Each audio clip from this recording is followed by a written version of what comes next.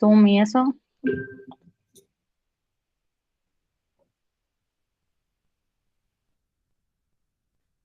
Bueno, asumo que va bien. Sí, creo que sí. Un poquito más de suma, lo sumo.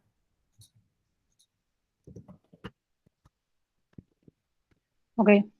Bueno, arranco entonces. Bueno, en esta práctica vamos a ver una introducción a NLP, de los temas que fuimos viendo hoy en la teórica. Lo que vamos a hacer es utilizar un dataset de superhéroes que vamos a intentar predecir el superhéroe es bueno o malo en base a la descripción de su historia. Vamos a usar Bag of Words y TF-IDF. Entonces, primero vamos a importar todas las librerías y después, bueno, vamos a chusmear nuestro dataset. Tenemos, bueno, nombre real, el score, el history text, que es esta descripción de su historia que nos interesa, otros stats del superhéroe, y tenemos por último el alignment, que es lo que queremos predecir, si es bueno o si es malo. Y bueno, hay otras más. Bueno, estas tres cosas son las que nos interesan: el nombre, la historia, ves que tenemos como un texto bastante grande que cuenta la historia del superhéroe, y después si es bueno o malo. Entonces, para empezar, lo primero que vamos a hacer es preprocesar la columna alignment. Y para eso voy a usar un label encoder. ¿Se acuerdan qué era lo que hacía esto y para qué funciona? ¿Alguien me puede decir?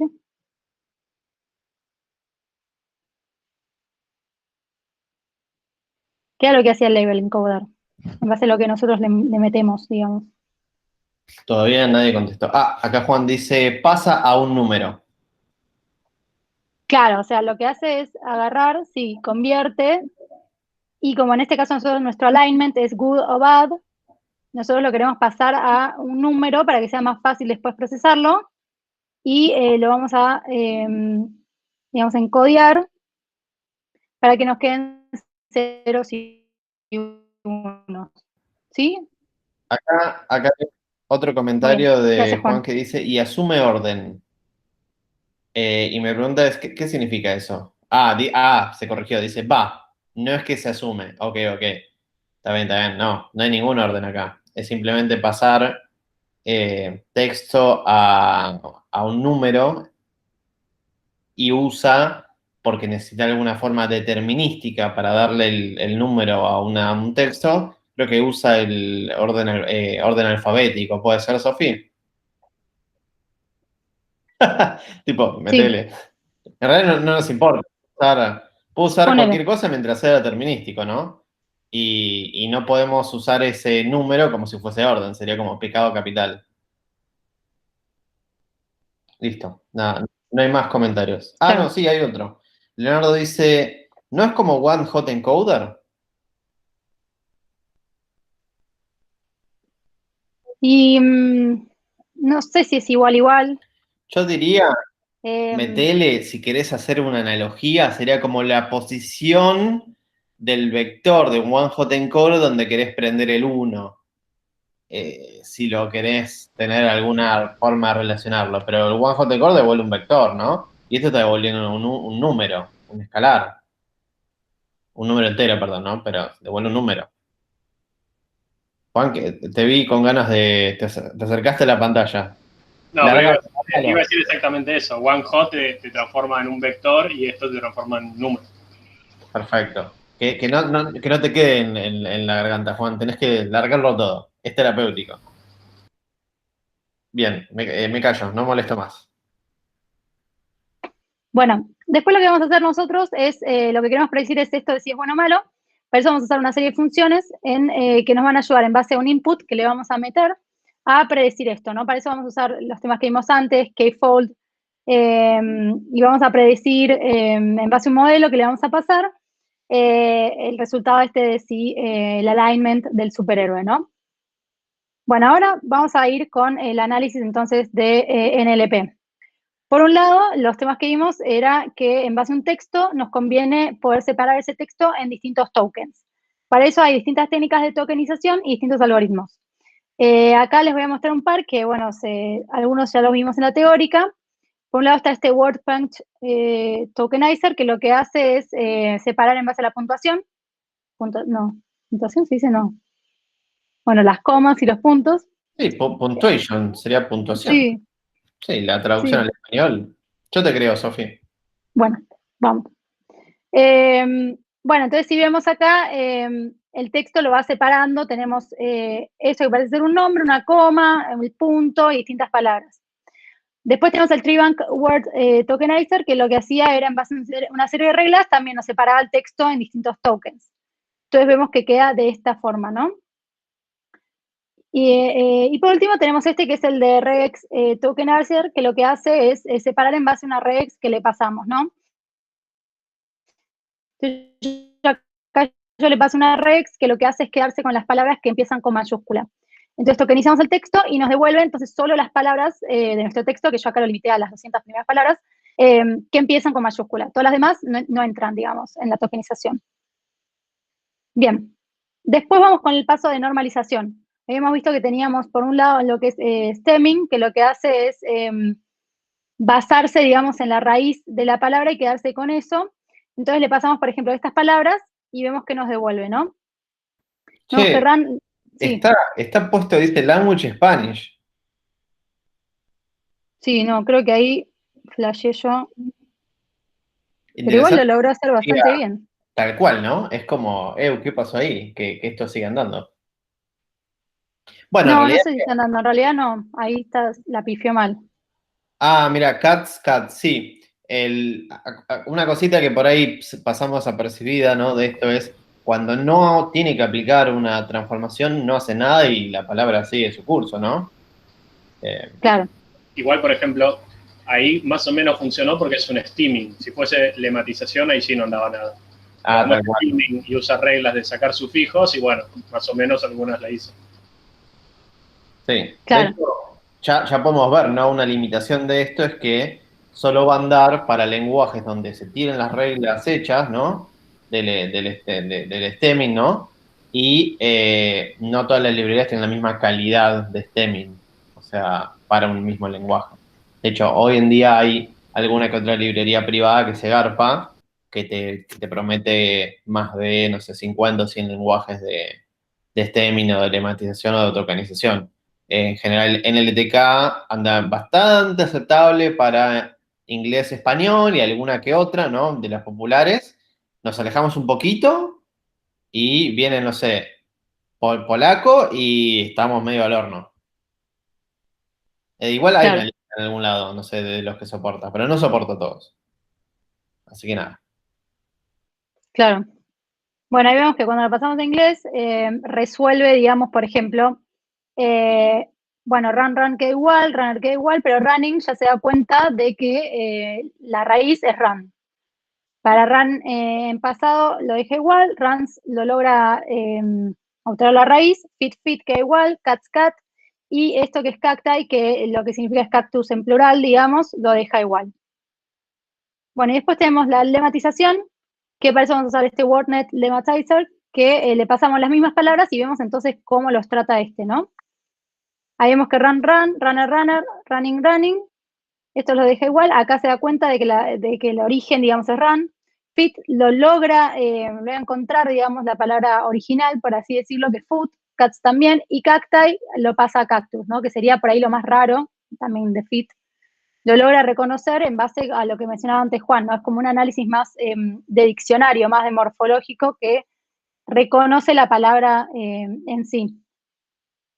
Bueno, y ahora vamos a pasar al análisis de Bag of Words, que, bueno, Bag of Words, como vimos, tiene como una serie de pasos, ¿no? Primero queremos remover las palabras no deseadas, que pueden ser las stop words, crear tokens, aplicar esta tokenización al texto, y en base a esto crear un vocabulario que genera después los vectores que vamos a observar.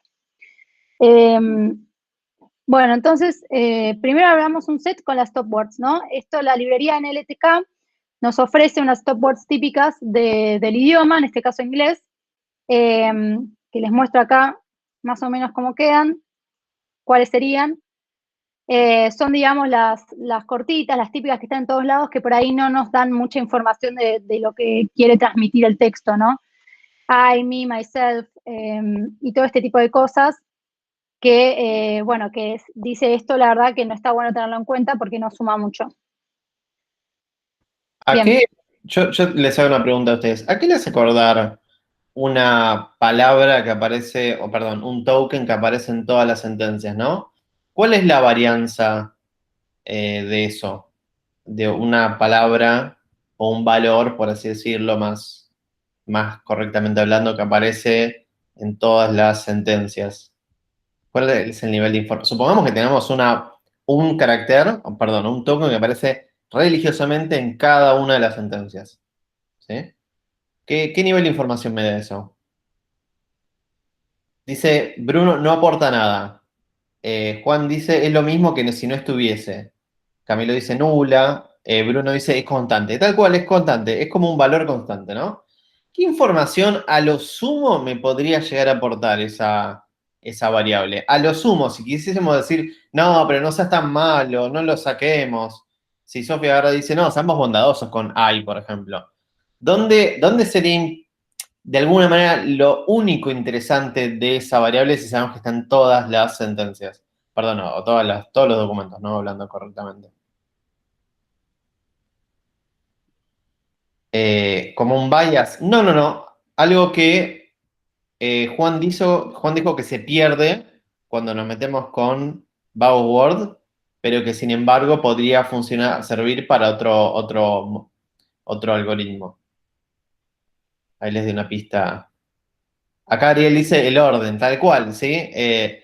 Si el caso donde no tuviese ningún tipo de información sería que aparezca, por ejemplo, siempre al principio del documento, siempre una vez, siempre en el mismo lugar, ¿no? Todo igual. Ya sabemos que eso da cero información. Ahora dice, bueno, aparece en todo el documento, pero cambia de lugar. Bueno, eso es algo de información, ¿no? Después otra vez aparece el documento en distintos lugares distintas veces. Eso es otra posible información, ¿no? Pero dependiendo del algoritmo, por eso ya no nos interesa, ¿no? Por ejemplo, Word no nos interesa el orden. Entonces ya podemos, si tenemos una variable que aparece una vez y nuestro algoritmo no usa el orden, ya lo descartamos completamente. ¿Para qué lo vamos a guardar? ¿Sí?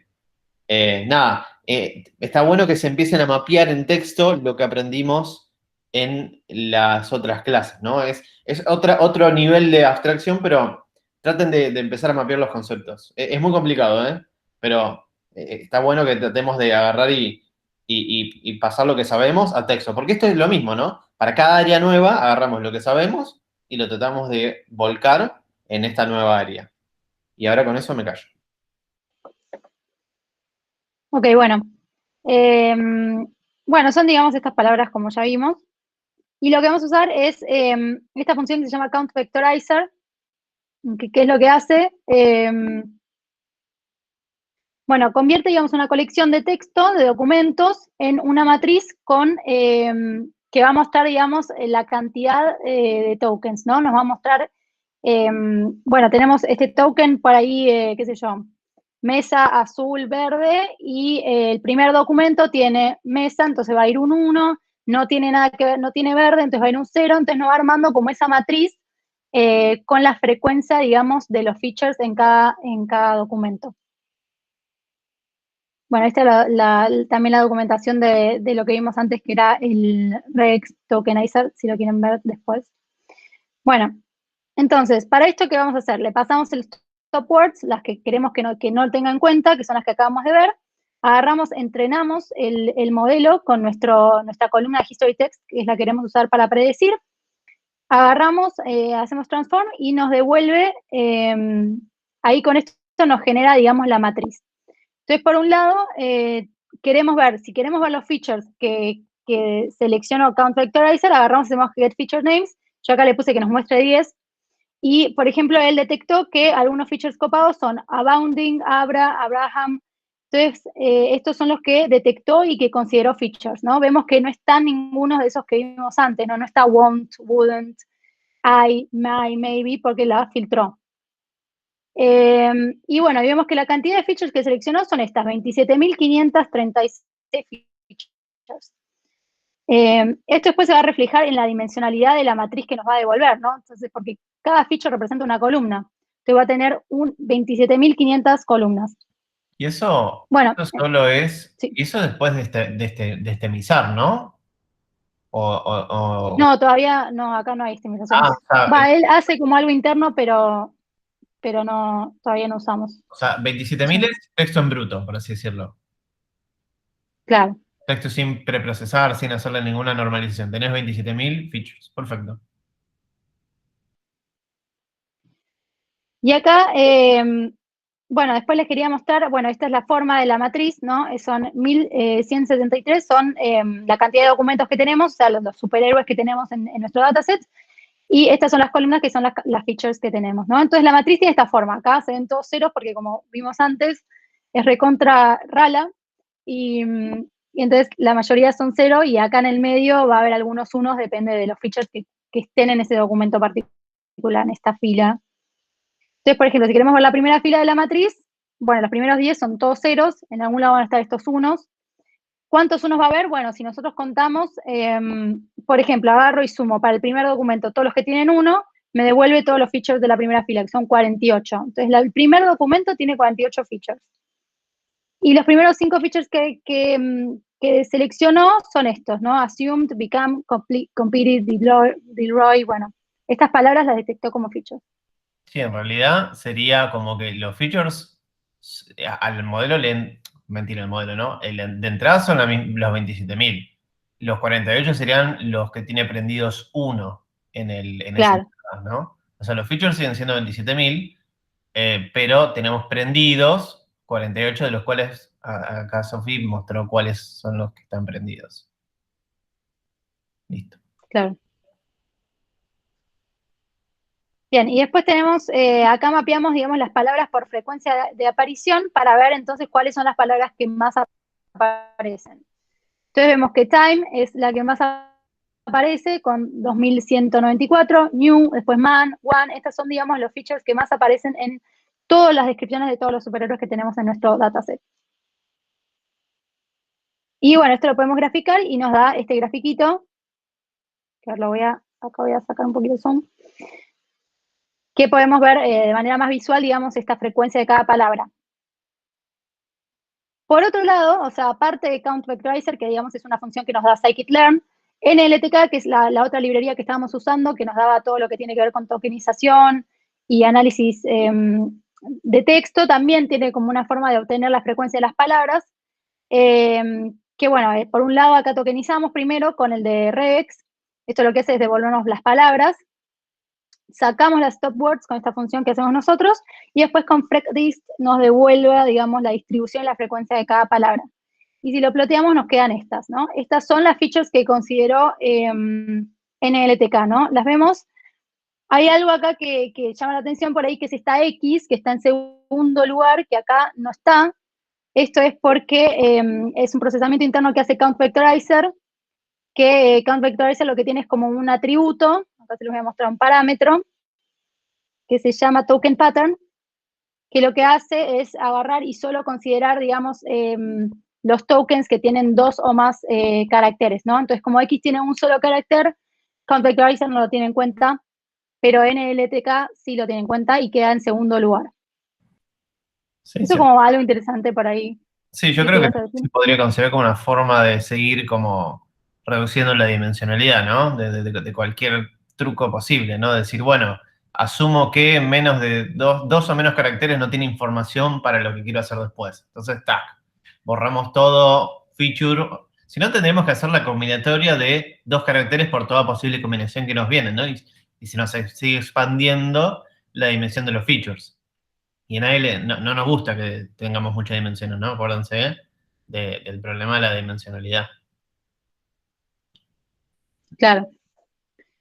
Bueno, y entonces ahora lo que hacemos es, con nuestra función que les mostré antes, vamos a tratar de predecir el alignment de los superhéroes, ¿no? Entonces le vamos a pasar multinomial naive Bayes y vamos a ver un par de métricas para ver qué tan bien performó nuestro modelo, ¿no? Para esto voy a usar entonces, por un lado, el AUC score, que es este valor 0,71, y por otro lado tengo esta matriz. ¿Se acuerdan más o menos qué era cada cosa? O sea, ¿qué me representa esto? ¿Qué información me da?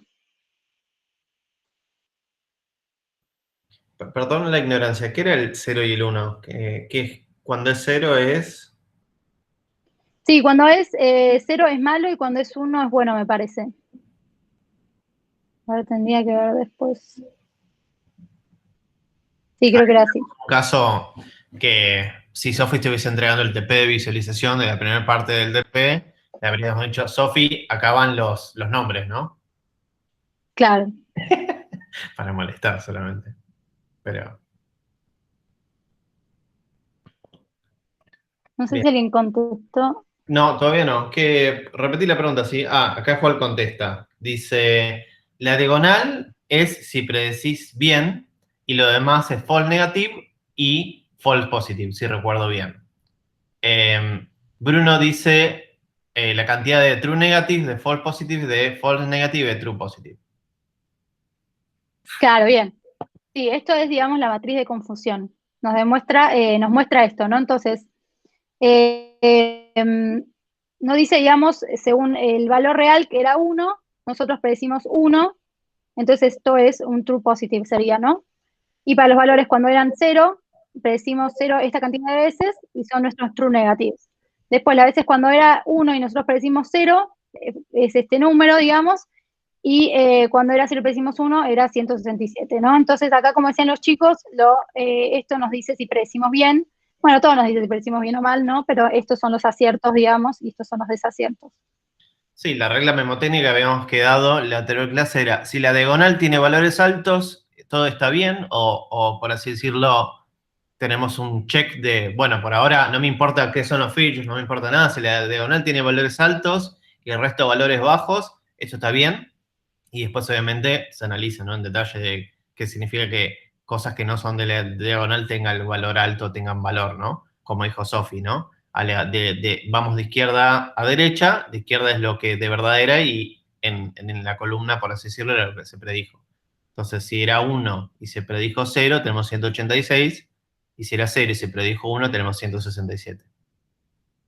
Y tenemos que ver, ¿no? Porque por ahí veces, en este caso está bastante simétrico, por así decirlo, por ahí hay veces que los modelos le pifian a más de un lado que del otro, cosas así. Listo. Todavía Claro. no hay más Y comentarios. después tenemos el AUC, que era, ¿no? No sé si se acuerdan. También era otra métrica que nos decía que también estaba nuestro modelo. Bueno, la tiro. Si alguien quiere contestar. Muy bien, ahí. El área bajo la curva. Bien, bárbaro, Bruno. Sí, es el área bajo la curva. Y bueno, si recordamos el grafiquito que teníamos una línea recta, que era cuando el modelo, digamos, predecía random, y el área bajo la curva de la recta era 0,5. Entonces, si nuestro modelo da un resultado mayor a 0,5, es mejor al random. Entonces, idealmente, mientras más alto, o sea, más sobre 0,5 esté, mejor. En este caso nos dio 0,71. Que bueno, no está mal, pero tampoco es la locura. Pero está ahí. Bueno. Sí, acá Sí. Juan nos comenta también diciendo Outrock te dice que también clasificas las clases. Claro. Bueno, entonces otra opción es hacer lo que hicimos antes, pero le podemos agregar un poco más de cosas a nuestro count vectorizer, como por ejemplo le podemos aplicar lematización, ¿no? Esto, nos creamos una clasecita donde vamos a pasarle, digamos, donde vamos a lematizar las palabras. Creamos nuestro count vectorizer, creamos nuestro lematizador y, bueno, procesamos primero las stop words para que pasen por esto y cumplen estas reglas. Y después agarramos y le agregamos al count vectorizer las stop words que tenemos, el token arse y le pasamos que queremos que usamos, que lematiza, digamos, y también tokeniza porque también separa primero por según la regex y después lematiza. Y también acá para probar, le metí acá en este parámetro que es ngram range, que es, digamos, los n-gramas que queremos que considere, ¿no? Teníamos que 1 grama era una sola palabra, 2 gramas era 2 palabras y así va incrementando, ¿no? En este caso el rango le dije de 2 en 2, entonces yo solo me quiero quedar con los 2 gramas. O sea, las, digamos, pares de palabras. Entonces, bueno, entrenamos el modelo, transformamos y vemos ahora cómo es la forma de la matriz que nos devolvió, ¿no? Tenemos la misma cantidad de filas que eran los superhéroes de nuestro dataset, pero ahora tenemos 342.211 columnas, ¿no? Como vimos antes, la dimensionalidad aumentó un montón. ¿Qué rompimos, Sofi? Se repicó, mal. O sea, ahora tenés una matriz gigante con 1.000.000 de ceros, 1.000.000 de unos. Esto es completamente inguchi. Claro. Aprendí la palabra el otro día. Muy bien. Bueno, y entonces... 27.000 versus 342.000. Ridículo. Claro. Es un montón. Mal. Bueno, entonces en base a eso, de vuelta vamos a seguir los mismos pasos. Vamos a detectar las top words, las palabras con mayor frecuencia. Y tenemos estos resultados, ¿no? Porque ahora estamos viendo 2 gramas. Bueno, y entonces vemos ahora, esto está bueno verlo, porque acá vemos que la X, que antes nos aparecía como la segunda palabra más nombrada en esta de NLTK, en realidad, o sea, también representa X-Men, ¿no? Entonces ahora X toma un mayor sentido, ¿no? No es lo mismo decir X que X-Men. Bueno, y vemos que el bigrama, digamos, más usado es X-Men, después Spider-Man, New York, Iron Man, Capitán América, estos que son medio raros, Wonder Woman. Bueno, ¿no? Tenemos como más palabras nada, que significan un poco más tal vez. Acá ploteamos de vuelta la frecuencia de las palabras y lo vemos, y de vuelta hacemos nuestro modelo para predecir y vemos nuestras métricas, ¿no? En este caso nos da esto, vemos que nos dio un AUC de 0,55. Y acá nuestra matriz, acá no están tan altos los valores como antes, ¿no? Vemos que acá predecimos 600 mal. Entonces, ¿qué puede ser lo que esté pasando? No sé si alguien quiere... Lo interesante es que está el error, por así decirlo, está desbalanceado, ¿no? Por un lado tenés 15 de un lado y por el otro tenés 654 de los tipos de error. Claro. Ahí ya teníamos una pista bastante grande. ¿Qué está pasando?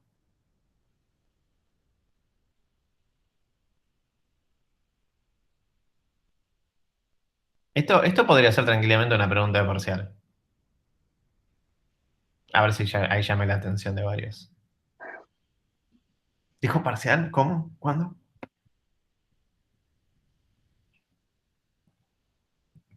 Sí, dado esta matriz de confusión, ¿qué puede decir sobre el modelo? 2 puntos, desarrolle.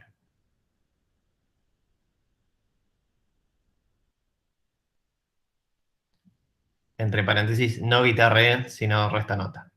Acá dice, Gabriel dice, da muchos ceros como respuesta. Exactamente. ¿Alguien más quiere comentar con otra explicación qué está pasando?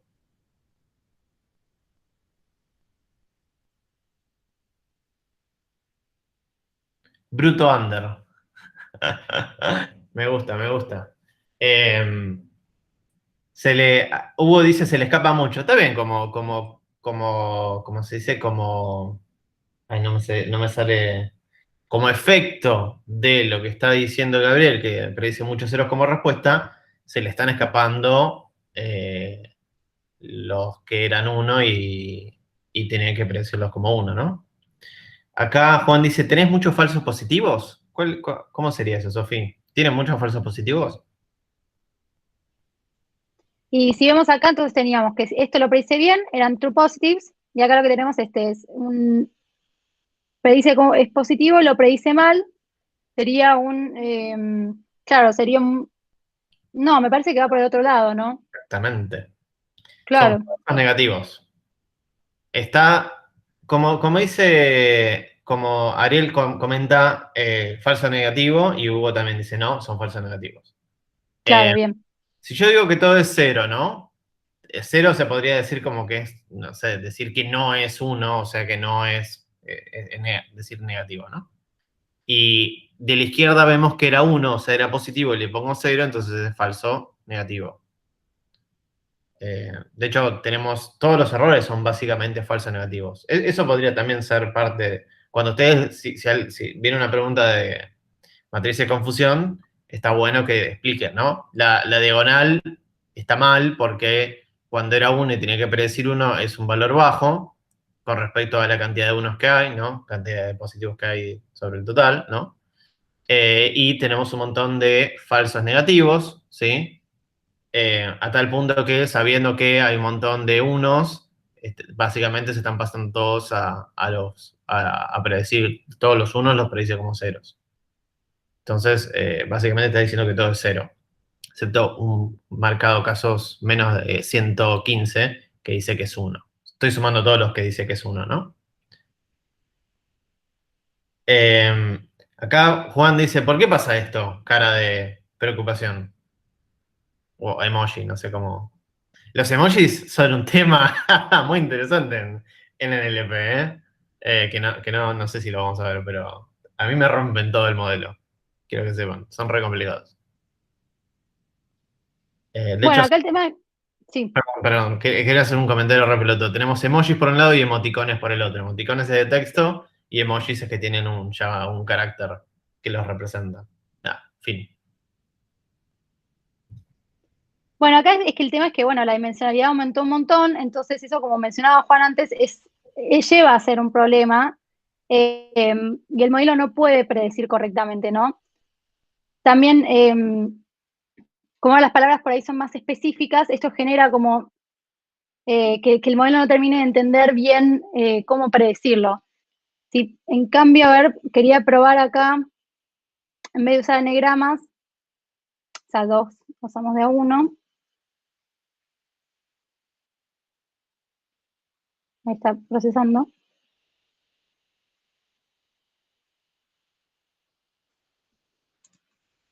Bueno, acá tenemos menos, muchas menos, tenemos 24.000, que es menos que lo que tenía el otro.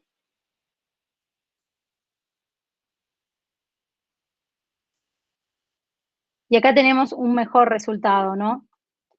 O sea, esto como que tenemos que ir viendo, digamos, con los parámetros que tenemos, qué tanto conviene usar bigramas, trigramas o por ahí una sola palabra según el modelo que tenemos y de acuerdo a eso los resultados que nos va dando.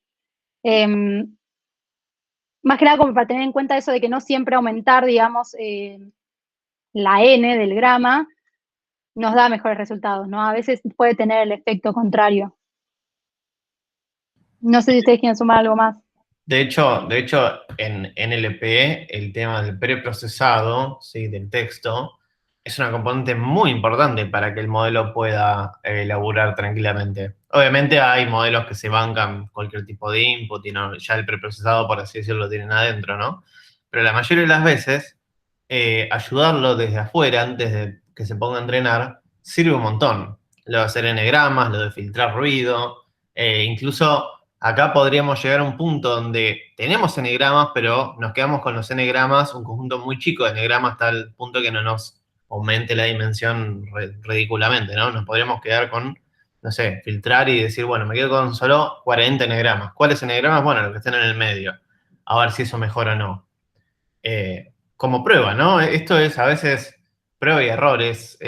No hay una regla ciencia cierta, por así decirlo. Todo laburo de preprocesado. Claro. Claro, por eso, digamos, los parámetros que nosotros le ponemos al modelo son realmente importantes y afectan el resultado del mismo. Bueno, entonces, después, a esto que hicimos recién, le aplicamos TF y DF, ¿no? Entonces, Count Vectorizer nos devuelve la cantidad de apariciones de cada palabra en un documento, ¿no? Es la frecuencia de la palabra en el documento. Ahora queremos aplicar TF y DF. Entonces, ¿qué hacemos? Por un lado, lo que podemos hacer es, al resultado que ya obtuvimos de Count Vectorizer, que estoy tomando el primero de todos, no el que tiene la lematización, le vamos a aplicar TF y DF con esta función que se llama TF y DF Transformer, ¿no? Entonces, esto lo buscamos acá, leemos un poco la documentación y lo que hace es transformar una matriz de count, o sea, de cantidades, y lo pasa a una representación TF y DF. En base a una matriz que tiene las frecuencias, le aplica TF y DF, ¿no? Bueno, acá tenemos, digamos, las fórmulas que usa, cómo lo aplica. Vemos acá te explica un poquito, ¿no? Lo que es TF y DF, así que está bueno leer la documentación. Y bueno, y acá todos los parámetros que le podemos poner a la clase. Y si acá volvemos, bueno, agarramos, hacemos lo mismo y aplicamos, ¿no? Tenemos esta dimensionalidad de 27.500. Acá yo agarré el primero de todos, que no es el que vimos recién, sino este que simplemente contaba las palabras. que tenía estas mismas dimensiones. A ver si no recuerdo mal. Sí, ¿no? El primero era 27.500 y estos son todos vectores con cuando una palabra existe o no en el texto, ¿no? Y después nos devuelve esto que es el count de la cantidad, la frecuencia de cada palabra. Ahora, en base a ese resultado, aplicamos TF y DF, nos devuelve otra matriz. Y bueno, acá tiene un montón de ceros, pero si la vemos más en detalle, por ejemplo, agarramos el primer documento de todos y las palabras de las features del primer documento van a tener este valor, ¿no? En vez de un count, como teníamos antes, tenemos el resultado de TF y DF, ¿no? 0.42, 0.37, 0.19. Antes nos mostraba la frecuencia, ahora nos muestra el resultado de este cálculo. Entonces, este era, digamos, el primer documento es esto, ¿no? Y en base a esto nos devuelve estos valores, ¿no? Como vimos antes y como nos contaba Juan, mientras menos común sea la palabra en nuestro corpus, o sea, en todo nuestro conjunto de documentos, mayor puntaje va a tener, ¿no? Entonces, vemos que acá la que mayor puntaje tiene es Garrett. Que Garrett, lo que vemos es que aparece varias veces acá en este documento en particular, Dilroy Garrett, bla, bla, bla. Acá de vuelta dice to give Garrett los poderes, Garrett assumed. Entonces acá aparece muchas veces, pero como vemos, leyéndolo ahora, que es el nombre, digamos, del superhéroe, tiene sentido que después no aparezcan los demás documentos. Y eso es lo que después, bueno, es lo que le da un puntaje tan alto, ¿no? De TF y DF. Los demás, los que tienen cero, son palabras que en este documento no aparecen, pero aparecen en los demás documentos. Otra opción, aparte de usar Count Vectorizer y después TF y DF Transformer, es poder agarrar y usar directamente TF y DF Vectorizer, ¿no? Esto como que une las dos cosas, una Count Vectorizer y une TF y DF Transformer. Entonces lo aplicamos, nos devuelve de vuelta una matriz y nos devuelve la matriz, digamos, que vimos antes, pero lo hace todo de una. Y es lo mismo que antes, ¿no? Entonces, aplicando esto a nuestro modelo para predecir el alignment, nos da este resultado, ¿no? 0,74. Vemos que tenemos un resultado de AUC mejor que el otro. Y acá tenemos la matriz de confusión que, si bien tiene mejores resultados true positives, los true negatives están ahí, los falsos negativos están ahí como medio flojos. Pero bueno, en cuanto a AUC nos da un mejor resultado que lo que vimos antes. Entonces está bueno que vayan probando, digamos, con estas opciones que nos dan las librerías y, bueno, lean la documentación para entender por ahí cuál se aplica mejor a su dataset y al contexto y a lo que quieren averiguar para ver los distintos resultados que dan los modelos y poder analizarlos y ver si son buenos o no. Bueno, con eso esta parte de la práctica termina y ahora seguiríamos con Juan. Dale.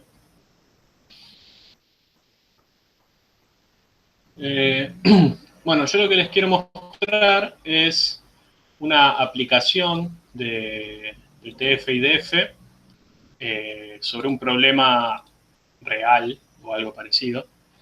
Esto es algo en lo que yo estoy trabajando con un grupo de investigación con el que estoy laburando para mi doctorado, que yo lo que hago es analizar redes sociales, ¿no? Entonces, junto con otros colegas nos pusimos a analizar Instagram y, bueno, una de las formas a través de las cuales nos ponemos a analizar es el lenguaje, ¿no? Viendo cómo habla la gente en Instagram. Supongo acá que todos tienen Instagram, así que no hace falta que explique qué es. ¿Alguien huele Cambridge Analytica? Yo estoy oliendo de acá a la China. No sé ustedes. No, por favor, esto es todo con fondos públicos e información pública. Claro.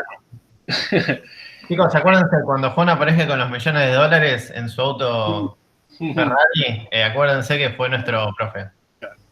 No, tendría que haberlo hecho antes, ahora ya está muy hecho.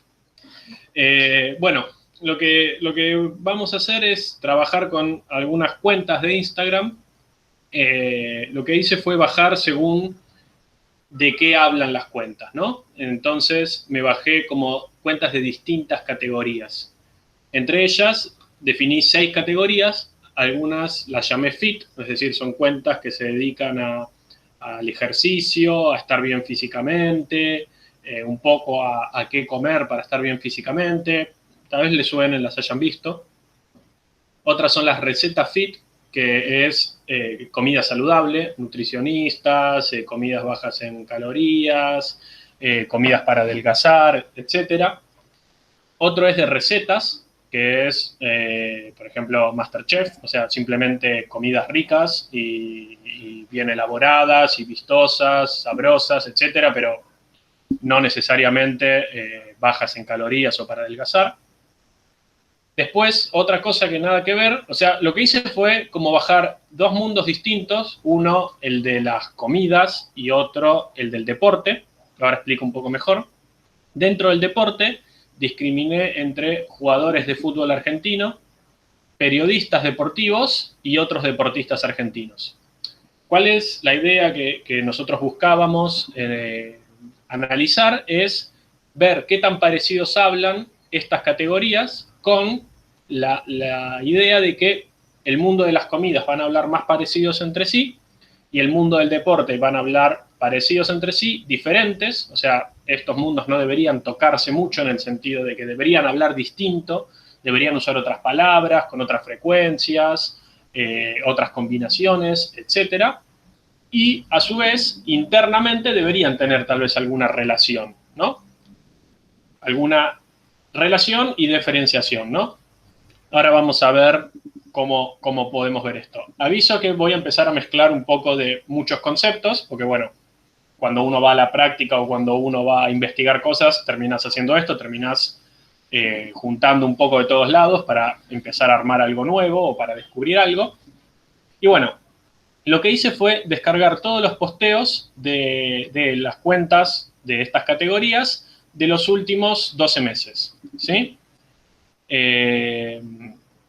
Bueno, como les dije, la idea va a ser comparar similitudes semánticas entre estas cuentas. Ahora voy a empezar a mostrar cómo son mis datos, ¿no? Yo tengo todos estos campos de acá, que a mí los que me van a importar son el nombre de usuario y todos los campos de texto, que sería image text, creo que title y description. Estos serían los que me interesan porque yo voy a analizar el texto, ¿sí? Este image text es buenísimo, o sea, la API a través de la cual descargué toda la data tiene esta funcionalidad que lo que hace es, como en Instagram tiene muchas imágenes, lee el texto de la imagen y me lo da, ya procesado. Eso lo hace con Machine Learning también, pero a mí me viene ya masticadito. Entonces, por ejemplo, en estas que son las cuentas Fit, yo tengo, bueno, todos mis comentarios y hacia acá tengo, bueno, que dice la imagen del texto, si tiene algún título y si tiene alguna descripción. ¿Sí? Bueno. Estas son mis cuentas Fit. No pude encontrar muchas porque la verdad que no es un universo al que yo pertenezca, así que solo encontré estas 4. Después, bueno, lo mismo para el de recetas Fit. Acá tengo estas otras cuentas, acá pude juntar un par más.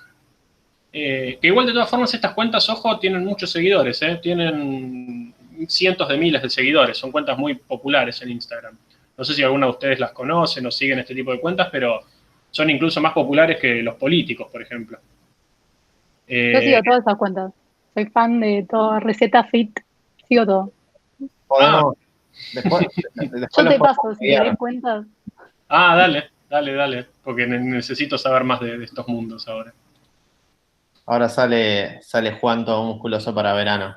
No, yo no, Sofi. Yo no sé. Mal. Todo fit, todo proteína. Todo pura sangre. Bueno, después estas son cuentas de recetas en general. Acá yo, por ejemplo, conozco a Paulina Cocina, porque, bueno, esta es una muy famosa. Yo también la conozco. ¿Y quién no la conoce a Paulina? Bueno, Maru Botana, etcétera. Otros cocineros argentinos, qué sé yo. Después tengo de jugadores de fútbol. Acá arbitrariamente fui a buscar algunos, puse algunos de Boca, River, San Lorenzo, intenté poner Racing, demás. Periodistas deportivos, y acá puse medios también, Teis Sport, ESPN, Fox Sport, Parsky, bla, bla, bla. Y otros deportistas, acá lo que metí fue futbolistas internacionales, tenistas, UFC y, bueno, este que creo que hace lanzamiento de bocha o algo así. Bueno, y lo que hice fue unir todos los datos de mis cuentas en un solo data frame, pero los uní de forma ordenada, o sea, los concatené poniendo primero feed, después receta feed, después recetas y después las cuentas de deportes. Esto del orden es importante para algo que vamos a ver más adelante. Después lo que hice fue agrupar por usuario, porque yo tenía, mis datos estaban por posteo. Entonces lo que hice fue agrupar por usuario y la parte más importante, que es el texto, creé un nuevo campo que se llama all text, que es la concatenación de los 3 campos de texto que me interesan, ¿sí? Entonces, para cada usuario yo voy a tener todos sus posteos y todos los textos de sus posteos acá concatenados. Bueno, estos son los datos. Acá pueden ver que los primeros son de las cosas feed y los últimos son de los deportistas, otros deportistas. Y bueno, entonces me quedan un data frame de 66 filas, que serían cuentas, por 10 features, que serían todas las cosas que ven acá, que a mí los que me van a interesar ahora son 2, el nombre de usuario y todo el texto. Me fijo más o menos la cantidad de posteos por usuarios, en cuánto andan. Tenemos algunos usuarios con muchos posteos y otros con muy poquitos. Entonces lo que hice fue, bueno, esto medio discrecionalmente, puse un mínimo de 10, como para tener suficiente información para entender a cada usuario, porque con un posteo solo tal vez era muy poquito para poder modelar, porque yo lo que voy a terminar modelando es a mi usuario. O sea, voy a terminar intentando hacer un vector por cuenta, intentando que ese vector me modele la jerga o la forma de hablar o de escribir, más precisamente, de mis cuentas. ¿Sí? Acá Juan pregunta, es decir, ¿tenés todos los posteos concatenados por usuario? Exactamente. O sea, inicialmente yo tenía varios data frames, algunos con 400 filas, otros con 4000, que cada fila era un posteo, y después lo que hice fue agrupar por usuario. ¿Sí? Y para eso, bueno, tuve que hacer ingeniería de feature, pero lo importante es que el texto lo agrupé por usuario concatenándolo todo. ¿Sí? Entonces me quedaron 66 filas, que son mis 66 cuentas identificadas a mano.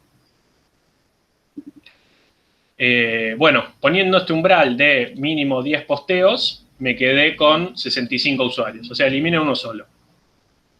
Bueno, acá filtro y acá empiezo a modelar la jerga de mis usuarios mediante TF y DF. Entonces, lo que voy a hacer es, con Vectorizer, como hizo Sophie, voy a poner que use engrams entre 1 y 3.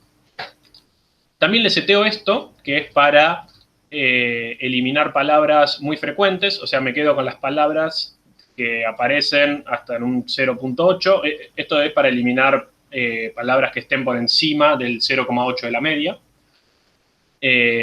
o del percentil.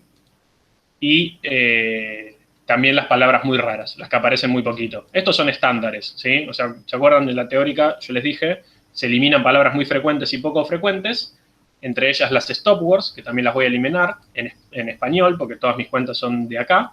Y además elimino las otras palabras muy frecuentes y otras palabras poco frecuentes. Y pongo este lowercase en true para que me las pase todas a minúscula. Y hago mi transformación, ¿sí? Text es todos mis textos.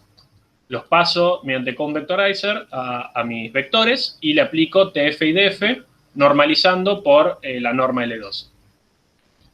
Esto me da mi vector, mi matriz de vectores TF y DF, donde cada fila es un usuario y todos sus features son todos sus engrams y el cálculo TF y DF para cada uno de ellos, para cada usuario.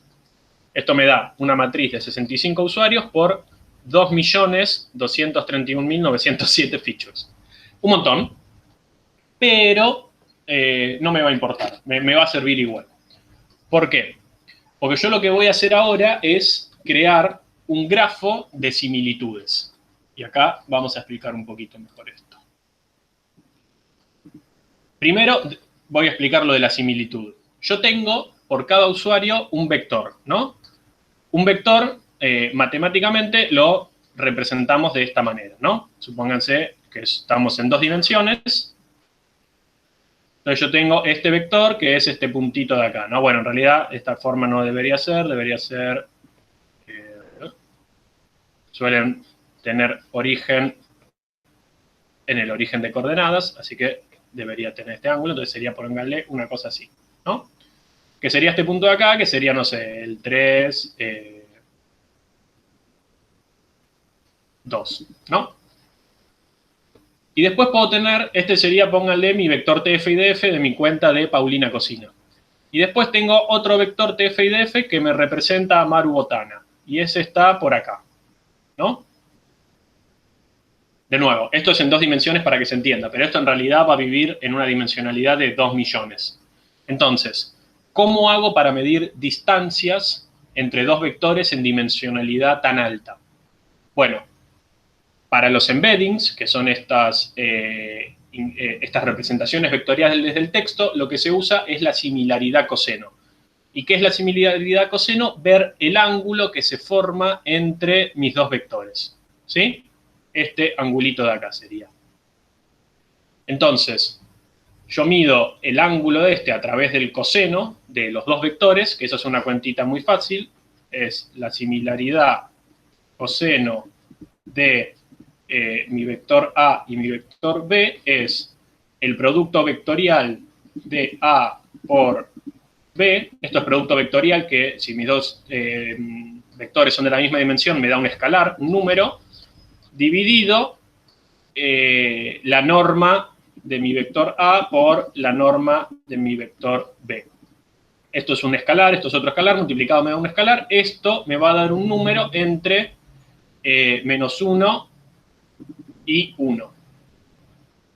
¿Por qué me va a dar eso? Porque lo que hace es medir el ángulo. Entonces, si mi ángulo es de 90 grados, o sea, si yo tengo un vector así y otro vector así, este ángulo es de 90 grados, y esto quiere decir que son ortogonales, entonces que son, esto me da 0.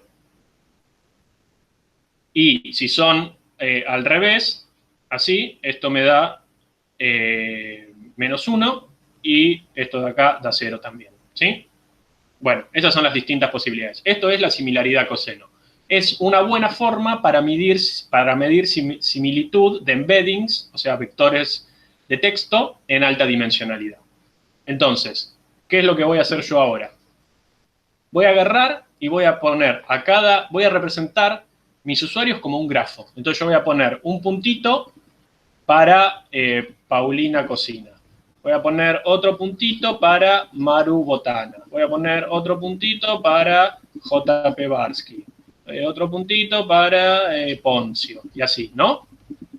Donde cada puntito va a ser una de mis cuentas. Y yo voy a poner un eje entre ellas si la similaridad coseno, if similaridad coseno de Paulina Cocina y Maru Botana es mayor a, y acá lo que voy a poner es la media. Si se pierden a un lado, díganme, yo sigo. La media de mis similitudes. ¿Qué sería la media de mis similitudes? Yo voy a calcular la similitud coseno de todos mis pares de usuarios. Entonces voy a calcular la similitud coseno de Barsky con todos mis usuarios, la de Poncio con todos mis usuarios y así. Voy a tomar la media de eso, le voy a sumar el desvío estándar y para cada par de usuarios que estén por encima de mi media más el desvío estándar, voy a poner una lista. ¿Ok? Si perdí a alguien, díganme. Bueno, si no, párenme y lo vuelvo a decir. Entonces, ¿qué es lo que estoy buscando con esto? Hacer un grafo. Un grafo son puntitos unidos por líneas, donde cada puntito es un usuario y las uniones representan que hablan parecido. ¿Cómo sé si hablan parecido? Mediante mis embeddings de TF y DF y mediante la similitud coseno. ¿Ok? Bueno, esto de grafos, nada, no importa para la materia, pero quería que lo vean para esta conceptualización. Entonces, creo mi grafo con esta librería que se llama Networks, y, bueno, le agrego un nodo por cada uno de mis usuarios. Y al nodo le pongo un atributo username, que es el nombre de mi usuario. Esto me da mis 65 nodos. Después hago una función para calcular todas las similitudes coseno. Esto me da una matriz de 65 por 65, donde cada fila es un usuario y cada columna también, y las intersecciones son sus similitudes coseno. Como pueden ver, este es un detalle matemático, todas son positivas. ¿Por qué son todas positivas? Porque TF y DF tiene todos valores positivos. Si ustedes se fijan, TF y DF lo que hace es calcular apariciones y hacerlas relativas al documento. Entonces, ¿qué va a pasar eso? Si yo tengo mi cuadrante, como todo es positivo, todo va a vivir acá. Entonces, todas las similitudes coseno van a estar entre 1 y 0, porque todos mis ángulos van a ser a lo sumo de 90 grados. Nada, detalles. Bueno, y ahora lo que hago es poner una arista por cada nodo. Eso me da, bueno, mi umbral para poner aristas, que es la media más el desvío estándar, es 0,14, y eso me crea 266 aristas. Es decir, yo tengo un grafo de 65 puntitos por todos lados, y 266 aristas. Entonces tengo aristas por acá, por acá, por acá, por acá, por acá, y así, ¿no? Bueno, ese grafo, lo que yo intento representar, lo digo de nuevo, es qué tan parecido hablan los usuarios entre sí. Y lo que hago ahora es, bueno, yo calculé mi matriz de similitud. Hablando, te interrumpo justo con la matriz de similitud. Juan Manuel pregunta, ¿la diagonal no debería tener todos unos? Correcto, me gusta. Sí, pero yo le puse, a propósito, todos ceros en la diagonal, con esta función de acá. ¿Por qué? Porque yo las similitudes las voy a hacer para poner aristas. Y yo no quiero que un nodo tenga una arista a sí mismo. ¿Se entiende? Si yo pusiera todos los unos, los nodos tendrían aristas de este tipo. Y no me interesa tener eso. Porque me interesan solo las relaciones con otros nodos. Con sí mismo no me interesa ese nivel de endogamia. Pero sí, si fuese la similitud coseno así hecha y derecha, la diagonal sería nulos. Bueno, ahora lo que voy a hacer es, ya tengo construido mi grafo, pero antes de trabajar sobre mi grafo, quiero ver de nuevo un poquito mi matriz de similitud. Y lo que voy a hacer es un heatmap muy simple, en el cual voy a pintar un píxel si corresponde poner una arista o no. ¿Cuándo corresponde poner una arista? Cuando la similitud es mayor a mi umbral. Miren lo que me da esto. ¿Les recuerda algo este tipo de heatmap o de matriz con cuadrantes?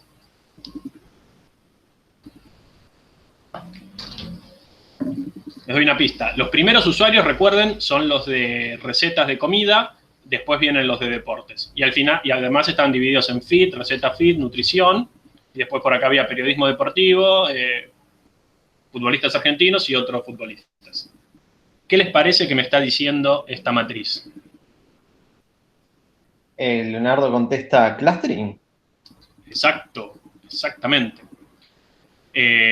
Acá tengo diagonalizado por cuadrantes, o sea, no es perfecto, el primero sí es bastante perfecto, acá tengo un cuadrado bien claro, acá tengo otro cuadradito más chiquito y bueno, acá no hay mucho. Pero sí, acá esta matriz me está diciendo, che, mirá, acá, ya te digo, un clúster tenés seguro, y acá parece que tenés otro y bueno, después en el medio no te puedo decir nada. Y también te puedo decir que estos de acá no tienen ninguna similitud con estos de acá, es decir, los primeros, que no tengo exacto el número, pero probablemente estos sean los de comidas y estos sean los de deporte, no hay ninguna conexión. Internamente los de comida están mucho más parecidos entre sí que los de deporte. Bueno, vayamos un poco más y lo que hago es detecto comunidades, o sea, detecto clusters. Le llamo comunidades porque estoy en el mundo de las redes sociales, entonces cada clúster correspondería a una comunidad, a un grupo de personas que son parecidas entre sí con algún criterio. ¿Cuál es el criterio? ¿De qué hablan? ¿Cómo hablan? ¿Qué escriben? Y lo que hago es, bueno, aplico un clustering sobre grafos. Esto no lo vimos en la materia, pero bueno, lo mencionamos. Así como podemos hacer clustering sobre datos multidimensionales, podemos hacer clustering sobre grafos, ¿sí? Bueno, el método de cluster que uso se llama Louvain, que es un método greedy, pero que es muy rápido y muy bueno, es lo que se usa en grafos, y detecto las comunidades, ¿sí? Y ahora lo que hago es, escribo para cada comunidad cuántos usuarios, escribo las 10 principales comunidades, y para cada una cuántos usuarios me detecto, ¿no? Entonces puedo ver que a lo que denominó como comunidad 7 tengo 14 usuarios, en lo que me denominó comunidad 1 tengo 12, en la 19 tengo 6, en la 27 tengo 3, y después 2, 2, y después todas comunidades de un solo usuario. Estas comunidades de un solo usuario quiere decir que son usuarios que no hablan igual a nadie, por lo menos mediante este tipo de modelado de lenguaje, TF-IDF, que es de lo más débil para modelar lenguaje, ¿sí? Pero aún así, con esta técnica débil, entre comillas, pude encontrar 14 usuarios que se parecen mucho, y otros 12 que se parecen mucho, y otros 6, y otros 3. Bueno, veamos ahora cuáles son esos usuarios. Entonces lo que voy a hacer es, bueno, decime todos los usuarios de la comunidad 7 y ordenámelo por cantidad de likes. La comunidad 7 es la más grande, la de 14. Y podemos ver que acá nos quedó Paulina Cocina, Maru Botana, Cocineros Argentinos, Inutilísimas y un montón de otros influencers de las recetas. Acá no hay nadie de recetas nutritivas. Estos son los de recetas genéricas, tortas, cosas muy ricas y engordantes. Después, en la comunidad 1, que es la de 12 usuarios, tengo a Nutrición Salud, a Fit Happy Sisters, Nutri Recipes, Nutrición, Somos Fit. O sea, acá me agrupó a la gente que hace recetas nutricionales para bajar de peso y a las cuentas de Fit, que también hacen ejercicios, rutinas, etc. Como que me dijo, che, todos estos son muy parecidos entre sí. O sea, te los puedo diferenciar de los de cocina, pero no te los puedo diferenciar entre sí. Es decir, lo que yo pensé que eran dos comunidades, por lo menos en forma de hablar, es una sola, ¿sí? Por lo menos mediante TF y DF. Después voy a la 19, que es la tercera más grande de 6 usuarios, y acá tengo a todos los periodistas deportivos. Fox Sport, el Chavo Fuchs, Barsky, ESPN y nada más. O sea, me dice, todos estos hablan parecido. Y bueno, o casualidad, son los que hablan de periodismo deportivo. Y después en la 27, que es la última, tengo a los otros deportistas. A Del Potro, a Tagliafico y a este que es el argentino en la UFC. Bueno, y por último, ploteo, o sea, ¿qué vi acá? Que TF y DF me pudo diferenciar bien, mediante la similitud coseno, personas de otras con un buen criterio. O sea, me puso todas juntas a los chefs en general, a los nutricionistas y a la gente fit en otro, a los periodistas deportivos en otro, y a otros tipos de deportistas internacionales o de otros deportes en otro. Y por último, ploteo la red. Esto no es un lindo ploteo, no es lo más lindo que hay, pero es para que puedan visualizar un poco lo que les acabo de decir. Y me queda algo como esto, ¿sí? Cada puntito es un usuario, está coloreado según su comunidad, coloreé solo las principales 4 comunidades, y, bueno, cada puntito tiene un número, que es el ID, pero yo acá puse qué usuario es. Entonces, el 19, que es este de acá, es Paulina. Y, bueno, el 47, que es este otro de acá, yo puedo venir acá y ver qué usuario es. Y es Diario Olé. Entonces, esto de acá es el periodismo deportivo. Estos de acá son los internacionales, los deportistas de otros lados. Los rojos son los fit y nutricionistas, y los azules son los de recetas comunes.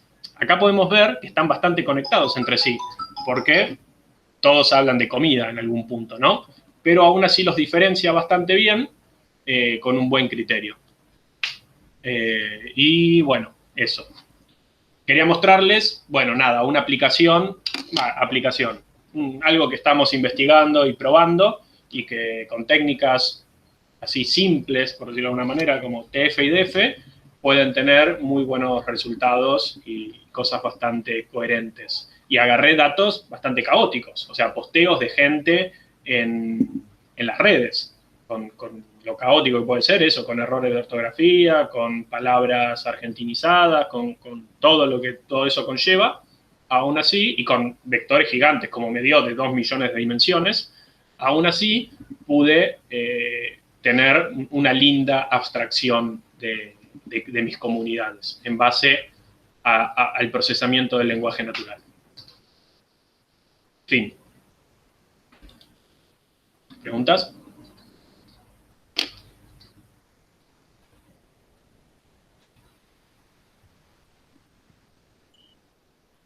Por ahora no hay preguntas, pero ahí está. Hay alguien con la mano levantada, no sé si fue a propósito. No, ese soy yo, para molestar. Ah. Bueno. Esta notebook no está subida todavía porque la adapté para la clase hoy, pero bueno, supongo que mañana la subiré. Yo te puedo hacer una pregunta, Juan, ya que estamos. ¿Sí, ¿Qué onda lo de, imagínate que si le tengo miedo a los clusters, ¿no? A grafos y todo eso, para empezar esto. ¿Qué onda de agarrar y aplicar K-means a TF-DF y ver qué clusters hay? Bueno, ¿Podés probar eso? se podría, no quise hacer K-means, por ejemplo, porque K-means vos tenés que determinar un K. Entonces vos ya le estás metiendo un sesgo. Vos le tendrías que decir cuántas comunidades hay y que las encuentre. Y yo no quería eso, quería que solo descubra la cantidad de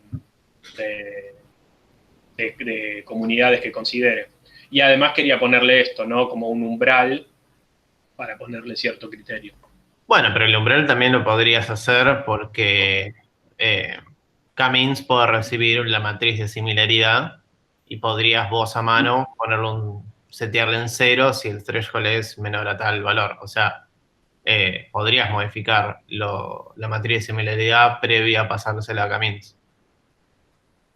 Sí, pero bueno, tendría esto del K fijo. Sí, bueno, podríamos usar los otros algoritmos que vimos, ¿no? Por ejemplo, vimos de DBSCAN, que no necesita acá. Y de última, si bien lo nombramos en la materia, apenitas, que podría ser interesante, ¿no? Usar HDBSCAN, que es la versión polenta de DBSCAN, ¿no? ¿Qué opinas de eso? Sí.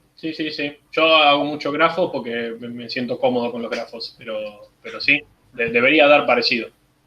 Si a alguien le interesa hacer eso, lo puede hacer y después comentarnos en el intervalo de cualquier clase o al final de cualquier clase o ponerlo en el Slack qué resultados tuvo. Obviamente excede un poquito. Bueno, si sacamos grafos y dejamos clustering sería tranquilamente parte del curso, ¿no? Como ejercitación. Pero bueno, cada uno con lo suyo, ¿no? Bueno, entonces, si no hay preguntas, voy a cortar la grabación. 3, 2, 1.